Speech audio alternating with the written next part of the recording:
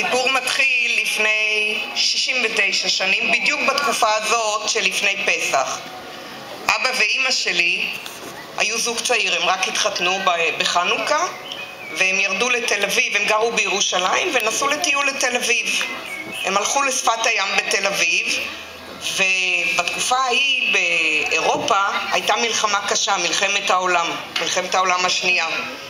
ופה בישראל ובמצרים ובכל האזור הזה היה הצבא של מדינת בריטניה, הצבא הבריטי. ולצבא הבריטי היו חיילים לא יהודים וחיילים יהודים.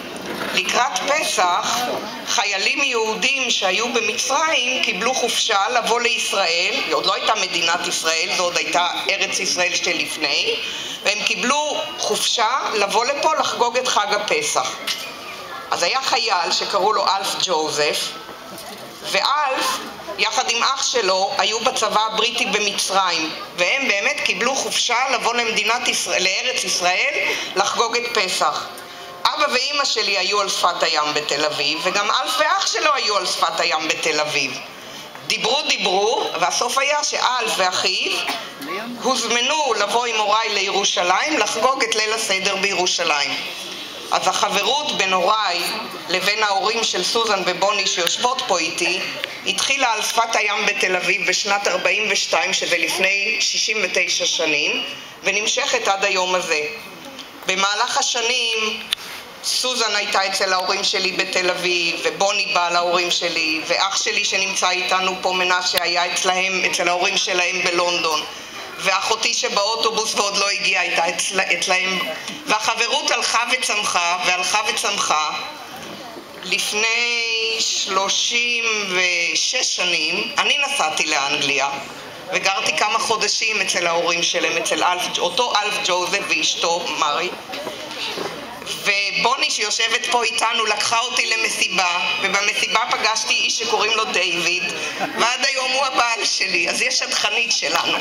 אז הקשר בין המשפחות כבר מכל הכיוונים. כשגרתי באנגליה, סוזן שיושבת פה היה לה בן אחד, נייג'ל, והיא ילדה בן שני, ניקולס, ניק. ואבא שלי בא לאנגליה להיות הסנדק בברית המילה של ניק. ולצערנו, לפני 26 שנים, כשניק היה בן 28 שנים, הוא נהרג בתאונה. ובשנה שעברה פגשתי חלק מכם וחלק מהיושבים פה, כשהקרן שהוקמה על שמו הקימה פה את מרכז המוזיקה, שחלק מכם כבר מנגנים במרכז המוזיקה ולומדים מוזיקה במרכז המוזיקה, אז אתם תכף תשמעו מסוזן, אמא של ניק, כמה מילים. אבל רציתי קודם שתדעו שלא רק יש קשר בין המועדון שג'ק ווייט הקים לבין המשפחה שלהם, אלא יש קשר גם בין המשפחה שלנו למשפחה שלהם. אנחנו כולם, כל שלושת המועדונים לא סתם נחנכים היום, זה הכל מתחבר ביחד. אז אני מזמינה רגע את סוזן, אמא של ניק, שתאמר לכם כמה מילים. פליז סוזן. היא תדבר באנגלית ואני אתרגם לכם לעברית.